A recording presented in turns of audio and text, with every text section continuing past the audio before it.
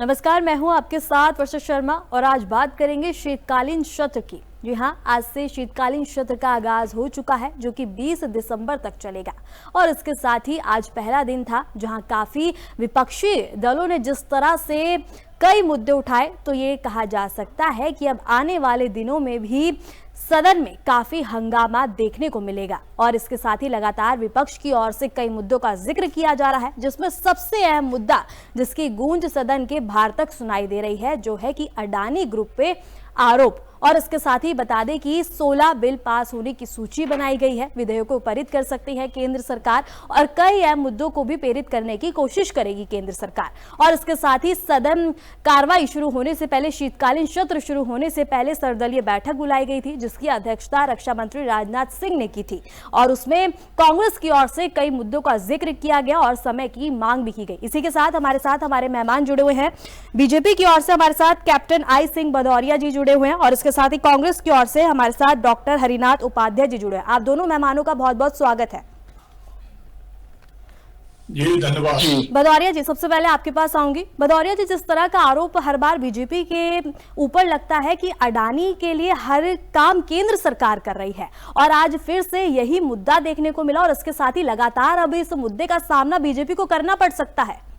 भदौरिया जी, देखिए, अडानी जी भारत के, हिंदुस्तान के उद्योगपति हैं जी और उद्योग, वो ना तो भारतीय जनता पार्टी के नेता है ना कार्यकर्ता है, वो देश के उद्योगपति है।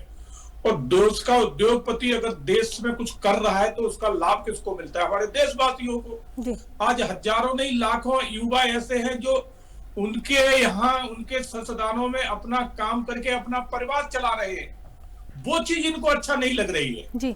और अडानी की ये बात करते हैं, जब पिछली सरकार इनकी राजस्थान में थी, 60,000 करोड़ का इन्वेस्ट इन्होंने अडानी को बुला के अपनी सरकार में करवाया था। इसी तरह से इन्होंने झारखंड में करवाया है जी। तो अडानी से लाभ तो ये पूरा लेते हैं, मगर जब कहीं हार जाते हैं, जैसे अभी महाराष्ट्र का हार गए तो अडानी लेके आ गए। और फिर अडानी पे जो आरोप लगे हैं भ्रष्टाचार के कि उन्होंने सरकारों को पैसा दिया, तो पैसा दिया किसको ये भी तो देखो। जहां कांग्रेस की सरकार थी, कांग्रेस की सरकारों ने पैसा लिया है जी। तो ये अपनी सरकारों को, अपने मुख्यमंत्रियों को नहीं पकड़ रहे, उनके लिए कुछ नहीं बोल रहे जी। अमेरिका का पक्ष लेके खड़े हो गए। आज हमारे देश का अगर उद्योगपति है तो उसका लाभ हमारे देश को मिल रहा है जी। मगर ये किसके साथ खड़े हैं? अमेरिका के साथ। तो ये इनका एक बार नहीं, हर बार का यही है कि ये कहीं जब देश की बात चलेगी, देश के लोगों की बात चलेगी, तो ये कहीं अमेरिका के साथ खड़े होंगे, कहीं चाइना के साथ खड़े होंगे, कहीं सीरिया के साथ खड़े होंगे, मगर देश के साथ कभी नहीं खड़े होंगे जी। तो ठीक है भदौरिया जी, ठीक है आपके पास आऊंगी। ठीक है भदौरिया जी, आपके पास आऊंगी। हरिनाथ सिंह जी, भदौरिया जी की बात का जवाब और एक छोटा सा सवाल मेरा कि क्या ये जिस तरह के आरोप अब लगाए जा रहे हैं, जिस तरह के आरोप उठाए जा रहे हैं, तो क्या ये घबराहट है जो चुनाव में देखने को मिली, हार का सामना करना पड़ा, घबराहट की वजह से इस तरह के आरोप लगाए जा रहे हैं क्या? हरिनाथ जी। जी, मेरा नाम डॉक्टर हरिनाथ उपाध्याय है जी, तो सुधार लीजिए, हरिनाथ सिंह नहीं, ठीक है मैडम। ऐसा जैसा कि हमारे भाई भारतीय जनता पार्टी कह रहे थे, हम लोगों को किसी प्रकार की कोई घबराहट नहीं है। ये तमाम बातें कहते चले गए। देखिए, हमारे नेता आदरणीय राहुल गांधी जी कहते हैं कि अगर हमारी प्रदेश की सरकारें गलत ढंग से उनको अगर किसी तरह का प्रश्रय या उनका सहयोग करती है तो उसकी जांच किया जाए। आप देखिए, 2014 के बाद से जिस तरह से हमारे प्रधानमंत्री जी, आडवाणी जी का एक सहयोग, देखिए कोई उद्योगपति का देश का सहयोग तो करना चाहिए, लेकिन एक मोनोपोली की तरह अन्य उद्योगपतियों को नुकसान पहुंचाकर केवल एक उद्योगपति को बढ़ाने का काम करेंगे तो निश्चित रूप से हमारे अन्य उद्योगपति हतोत्साहित होंगे। और जिस तरह से ईडी, सीबीआई आदि का उपयोग करके अन्य उद्योगपतियों से सभी जितने भी प्रोजेक्ट हैं इनको दिलवाया गया, इसका हम विरोध करते हैं। रह गया हम अमेरिका। उपाध्याय जी, लगता है आपका ध्यान अडानी जी पे सबसे ज्यादा रहा। जैसे नई नई दुल्हन होती है ना, सबका ध्यान उसी पे रहता है, आपका ध्यान सबसे ज्यादा अडानी जी पे ही रहा। क्या पता तभी हार का सामना आपको करना पड़ गया। देखिए मैडम, हार का सामना हम कहीं हारने के पहले, हार का सामना तो ठीक है, 2 जगह चुनाव हुआ, एक जगह ये हारे, नहीं ठीक तो नहीं है, चिंतित तो है आप लोग, ठीक तो कुछ है ही नहीं। नहीं मैडम, ये न कहिए। जी। और उपचुनाव में कह दीजिए कि हमने झारखंड में तो बनाई ना, कह दीजिए, एक बार कह दीजिए उपाध्याय जी, एक बार कह दीजिए। नहीं देखिए, जिस तरह से तंत्र का दुरुपयोग करके हरियाणा इन्होंने जीता, महाराष्ट्र जीता। अभी आज ही एक जगह हम देख रहे थे कि महाराष्ट्र में गांव वाले आंदोलन कर रहे थे सड़क पर थे कि हमने तो यहाँ कांग्रेस को वोट दिया था, कांग्रेस को उस गांव में 0 वोट निकला। ये सब बताइए क्या है? किस तरह से इन्होंने तंत्र का दुरुपयोग किया, किस तरह से अडानी जी का पैसा रहा या किसका पैसा रहा, महाराष्ट्र के चुनाव में अंधाधुंध दुरुपयोग किया। ये निश्चित रूप से जनता का उसका भार पड़ेगा, जनता का पैसा था। हिमाचल में नहीं हुआ, हिमाचल में नहीं हुआ उपाध्याय जी, हिमाचल में नहीं हुआ, यूपी लोकसभा चुनाव में नहीं हुआ दुरुपयोग, लेकिन अब हो गया।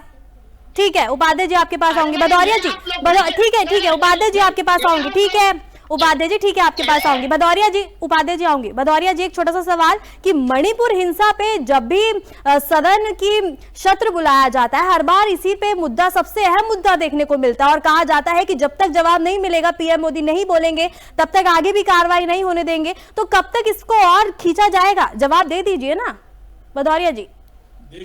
देखिए, सबसे बड़ी बात यह है कि विपक्ष का नेता है कि ऐसे इंसान को बनाया है कि जिसको बात करने का तरीका ही नहीं है, जिसे राजनीति का राह मालूम नहीं है, जिसे यही पता नहीं कि राजनीति क्या होती है, इस पे कैसे चर्चा करना है, और जो बोलने के बाद खुद भी नहीं समझता है कि हमने क्या बोला है। ऐसे शख्स को विपक्ष का नेता बनाया है। अब उसके सहयोगी दल है, उनकी क्या मजबूरी रही है, क्यों बनाया है, ये तो अच्छी तरह से वही लोग बता सकते हैं।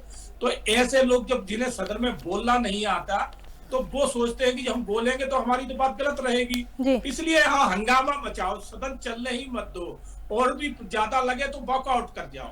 वही राहुल गांधी करते हैं। उन्हें मालूम है कि जब वो बोलेंगे तो उनके सवालों का जवाब हमारे नेता बखूबी देंगे, एक एक वर्ड का अच्छी तरह। लेकिन भदौरिया जी शायद नहीं बोला गया, भदौरिया जी लेकिन कहीं शायद नहीं बोला गया है, शायद मणिपुर हिंसा पे नहीं बोला गया है, इसीलिए ये मुद्दा हर बार उठाया जा रहा है, आरोप लगाया जा रहा है। आप मानते हैं ये बात? हमने बराबर मणिपुर हिंसा पे बिल्कुल जवाब दिया है। यहाँ तक कि इवन हमारे जो गृह मंत्री हैं, जब पिछली बार हुआ था 1 हफ्ते तक कैंप करके मणिपुर में रहे थे और हमने हिंसा पे कंट्रोल किया था। मगर हिंसा तो इनके टाइम हुई थी जब कांग्रेस की सरकार थी। 1000 से ज्यादा वहां मणिपुर में लोग जो है ना मारे गए थे, और इनका गृह मंत्री जब गया था वहां 2 घंटे रुक के तुरंत वापस भाग के आ गया था। अगर हमारा गृह मंत्री वहां 1 हफ्ते वही कैंप करके रहा है, तो सोचिए। और फिर इसकी जननी कौन है? कांग्रेस। ये वहां जो मेहतेई और कुकी का जो संघर्ष आज चल रहा है, इसको किसने वहां पे बढ़ावा दिया है, किसने बीज बोए? ठीक है भदौरिया जी, ठीक है, ठीक है भदौरिया जी, गांधी के टाइम के, ठीक है भदौरिया जी, ठीक है, जवाब ले लेते हैं भदौरिया जी, ठीक है जवाब ले। उपाध्याय जी जवाब दे दीजिए। उपाध्याय जी जवाब दे दीजिए। मैडम की देखिए, देश का विश्व का ऐसा पहला प्रधानमंत्री होगा कि एक राज्य लगातार 2 वर्षों से लगातार जल रहा है और वहां पर वो जाने के नाम नहीं लिए। चुनाव में विदेश में घूम रहे हैं, लेकिन एक राज्य हमारा जल रहा है लगातार। अभी फिर वहां पर हिंसा भड़क उठी, वहां के इनके सहयोगी जो सरकार को समर्थन दिए, सरकार के समर्थन वापस ले लिए। ये चाहते कि वहां के मुख्यमंत्री बीरेंद्र सिंह यहाँ के जो भी दंगा है, फसाद है, यहाँ पर रोक नहीं पा रहे हैं, इनको हटाया जाए। लेकिन इनके जो गृह मंत्री जाकर वहां पर 1 हफ्ता बैठकर जो एक तरह सरकार बचाने के इंतजाम करते हैं, किस तरह से अपने मुख्यमंत्री जो इनके कठपुतली है उनकी सरकार बचाया जाए। 19 से अधिक इनके भारतीय जनता पार्टी के विधायक जो लिख कर दे चुके हैं, 1 साल होने जा रहा है। उपाध्याय जी अगर हिंसा की बात हो ही रही है, उपाध्याय जी अगर हिंसा की बात हो ही रही है, तो संभल में भी हिंसा हुई, उसकी भी बात कर लेते हैं, उसको लेके कुछ कहेंगे? देखिए वही नहीं, आप तो वही बात कहेंगे, पूरे देश को मणिपुर बनाना चाहते हैं। जिस तरह से संभल में सरकार एक तरफ से जो है यह दंगा फसाद कर रही है, जिस तरह देखिए इतने कम समय में कोर्ट से जो है आदेश ले आए, उसका फिर निरीक्षण करना, और जिस तरह से बिना तैयारी का वहां पर गए और वहां पर उकसाया गया उन लोगों को ये कार्रवाई करने के लिए। इनके जो आरएसएस प्रमुख है, मातृ संस्था, वो कहते हैं कि क्या हर मंदिर में हर मस्जिद में मंदिर ढूंढने जाए, शिवलिंग को ढूंढने जाए, लेकिन उनकी बात का भी इनके पर कोई प्रभाव नहीं है। ये पूरा मणिपुर बनाना चाहते हैं देश को। उत्तर प्रदेश में 27 के विधानसभा का चुनाव अभी तो रणनीति बना रहे हैं, और ये लोकसभा के चुनाव कराने जा रहे हैं। जो नीतीश कुमार जी और आंध्र प्रदेश से ये चंद्रबाबू नायडू जी के चंगुल से निकलना चाहते हैं, पूरे देश को ये सांप्रदायिकता के आग में ढोकना चाहते हैं। मैडम, ऐसा है, ये भारतीय जनता पार्टी हमेशा देश को तोड़ने का काम किया है और हमेशा तोड़ रही है। ठीक है उपाध्याय जी, जवाब दे देते। ठीक है उपाध्याय जी, ठीक है उपाध्याय जी, जवाब दे। भदौरिया जी, ठीक है उपाध्याय जी, आऊंगे आपके पास। भदौरिया जी जवाब दे दीजिए। और इसके साथ ही एक छोटा सा सवाल कि जिस तरह से आरोप लग रहा है कि मणिपुर हिंसा हुई और दोबारा हिंसा भड़की, और संबल की हिंसा का भी आरोप है कि सरकार करवा रही है, और पीएम मोदी अभी तक मणिपुर में नहीं गए, एक भी बार भी गृह मंत्री अमित शाह गए। और इसके साथ ही अब इस क्षेत्र में एक और मुद्दा उठाया जाएगा जो है प्रदूषण, और इसके साथ ही वक्फ बोर्ड का। भदौरिया जी, देखिए, मणिपुर हिंसा बिल्कुल कंट्रोल में है। हमारी सरकार उसके लिए बिल्कुल तटस्थ खड़ी है। वहां कोई कोताही नहीं बरती जा रही। सुरक्षा बल अपना काम कर रहे हैं। अतिरिक्त सुरक्षा बल वहां भेजे गए हैं जो बिल्कुल स्थिति को कंट्रोल में लिया है।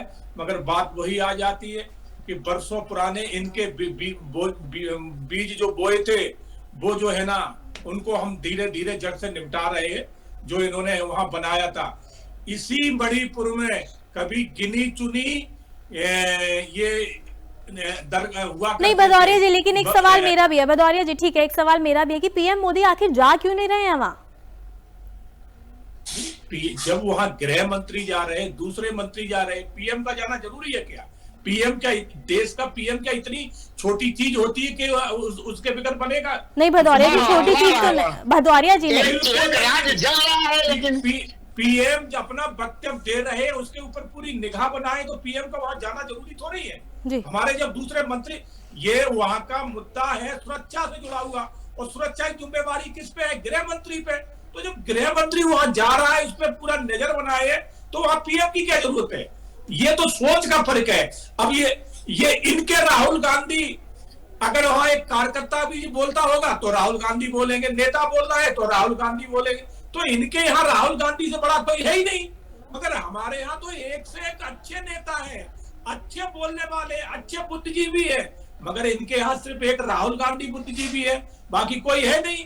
तो कोई इनकी उसी तरह से ये सोचते हैं। ठीक है भदौरिया जी, ठीक है, कहना चाहूंगा।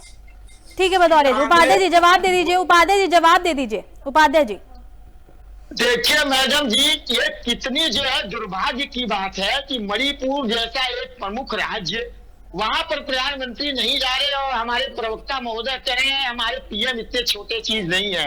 एक रेल का उद्घाटन करना हो, रेल के डिब्बे का उद्घाटन करना हो, तो हरी झंडी दिखाने के लिए चले जाते हैं। लेकिन मणिपुर में हिंसा हो रही है लगातार। ये देश के प्रधानमंत्री हैं, इनके जाने का जो है अर्थ दूसरा होता। वहां के लोग अपने को जो है संवेदनशील मानते हैं, इनसे जुड़ाव महसूस होता है देश से उनको, और उनको लगता है कि हमारे प्रधानमंत्री भी हमारे राज्य की समस्या से अपने को जोड़ते हैं। लेकिन हमारे प्रवक्ता महोदय कह रहे हैं कि प्रधानमंत्री छोटी चीज नहीं है, कि इतना छोटी चीज नहीं है को मणिपुर जाए। मणिपुर देश हमारे देश से नहीं कोई मतलब उनका है, वो हमारे देश में शामिल नहीं है। मणिपुर नहीं जाएंगे, जो है चुनाव प्रचार करेंगे, झारखंड में जाकर बेटियों को बेटे का बात करेंगे, छीनने की बात करेंगे, घुसपैठियों को भगाने की बात करेंगे। जिस तरह से झारखंड की जनता ने इनको तमाचा लगाया है, फिर भी इनको समझ में नहीं आएगी। और जो है प्रधानमंत्री जो विदेशों में जाने के लिए इनके पास समय है, और अपना जो है घूम कर अपना नाम करवाने का समय, लेकिन मणिपुर नहीं जाएंगे। उपाध्याय जी, झारखंड की जगह महाराष्ट्र, केदारनाथ, यूपी में भी चुनाव हुआ, ठीक है, घबराहट है, ठीक है, लेकिन सिर्फ झारखंड में ही चुनाव नहीं हुए। उपाध्याय जी, सिर्फ झारखंड में ही चुनाव नहीं हुए, ठीक है भदौरिया, ठीक है उपाध्याय जी आपके पास आऊंगी। भदौरिया जी जवाब दे दीजिए कि झारखंड की जनता ने आप लोगों को जवाब दे दिया। ठीक है उपाध्याय जी, उपाध्याय जी ठीक है, रुक जाइए। भदौरिया जी जवाब दे दीजिए कि कह रहे हैं, उपाध्याय जी कह रहे हैं कि झारखंड की जनता ने इनको जवाब दे दिया है। क्या आप मानते हैं वाकई में आपको जवाब मिल चुका है? देखिए, झारखंड में हमारी इतनी स्थिति खराब नहीं हुई है कि वहाँ अपना विपक्ष का नेता भी ना बना पाए जी।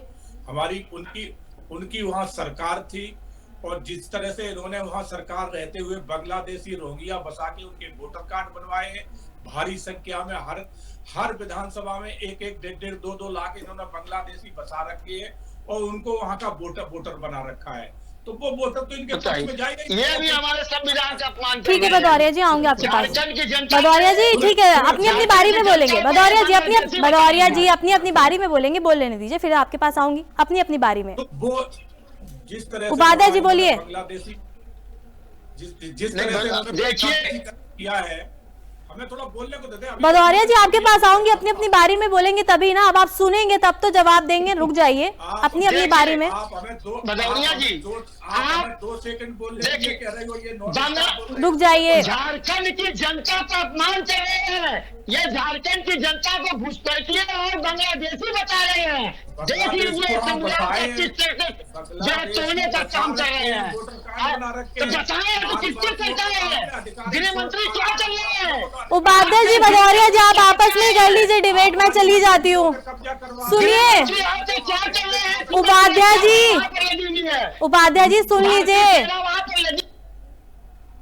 आप दोनों सुन लीजिए, अपनी अपनी बारी में बोलिए। आप दोनों आपस में ही डिबेट करेंगे क्या? मेरे भी सवाल सुन लीजिए तभी सुनेंगे। उपाध्याय जी ठीक है, उपाध्याय जी आप मैं ठीक है, झारखंड में आपको बहुमत मिला ठीक है, पर महाराष्ट्र यूपी केदारनाथ की भी बात करिए ना। अच्छा महाराष्ट्र में मैडम बताइए, लोकसभा की 1 सीट थी, वहाँ पर 5 लाख के ऊपर हमारे जो है। हाँ वहाँ ईवीएम ठीक थी जी उपाध्याय जी, ईवीएम ठीक थी वहाँ, बिल्कुल ईवीएम बिल्कुल ठीक थी।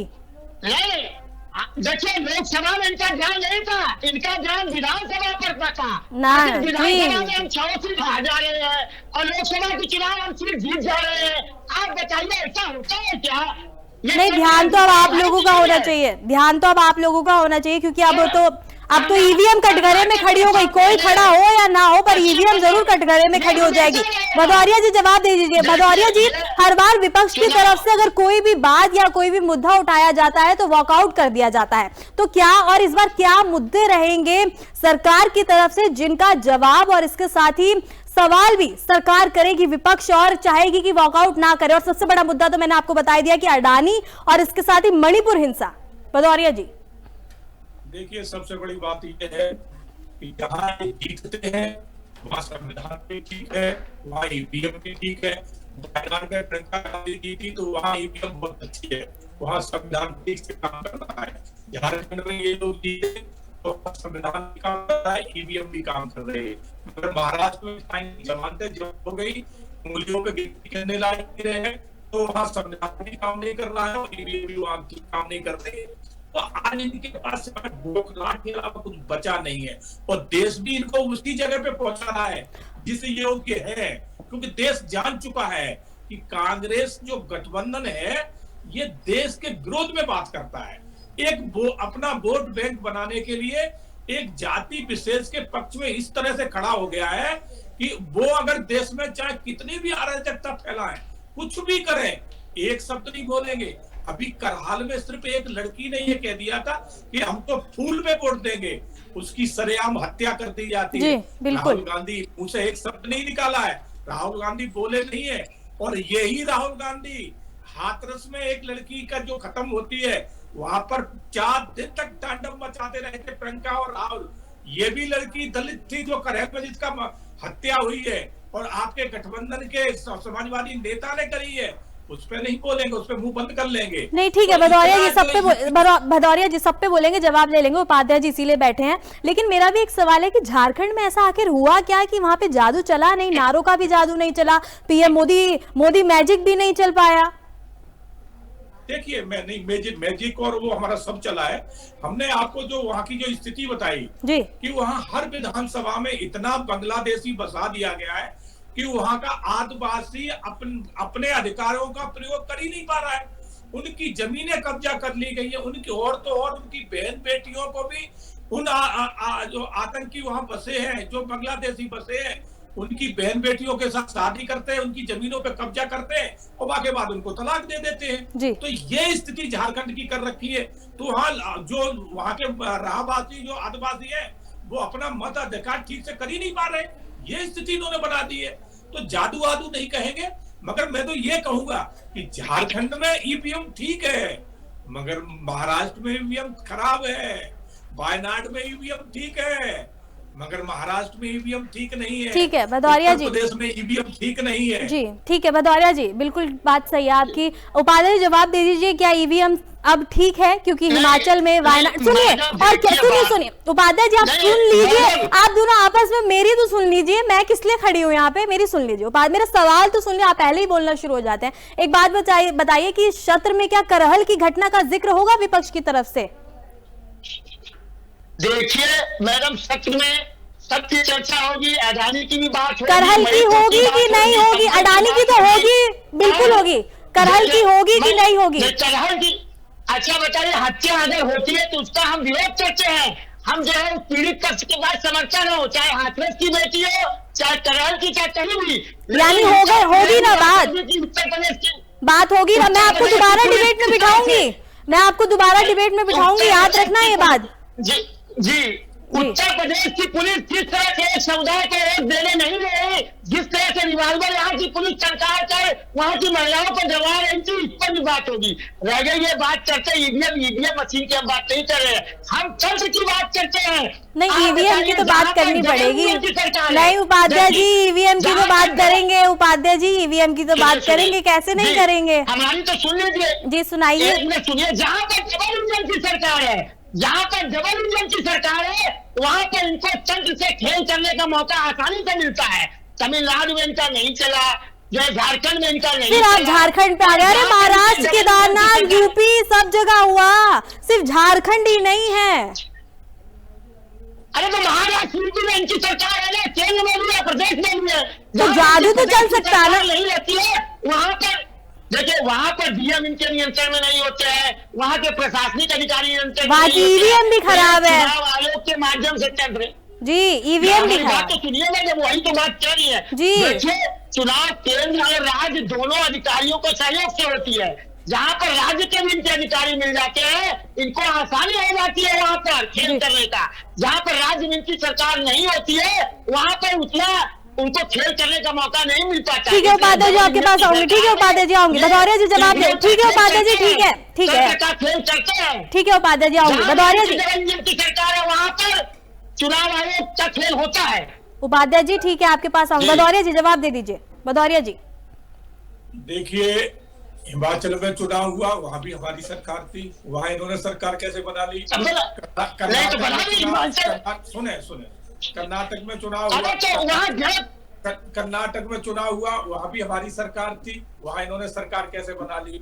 तो ये आज ज्यादा होता है, कांग्रेस की इतनी बुरी हो चुकी है कि जहाँ जीत जाए तो सब कुछ ठीक है और हार जाए तो बोले इनका तंत्र इनका साथ दे रहा था। तो ठीक है, अगर तंत्र ठीक है उपाध्याय जी, ठीक है, ठीक है, ठीक है उपाध्याय जी, उपाध्याय जी ठीक है, लास्ट कमेंट ठीक है उपाध्याय जी, भदौरिया जी, आप दोनों मेहमानों का बहुत बहुत शुक्रिया हमारे साथ जुड़ने के लिए और सदन के सत्र को लेकर हमारे साथ बातचीत करने के लिए और कई अहम मुद्दों पे भी बातचीत करने के लिए। फिलहाल के लिए इतना ही और ऐसे ही अहम मुद्दों से जुड़े रहने के लिए बने रहे हमारे साथ।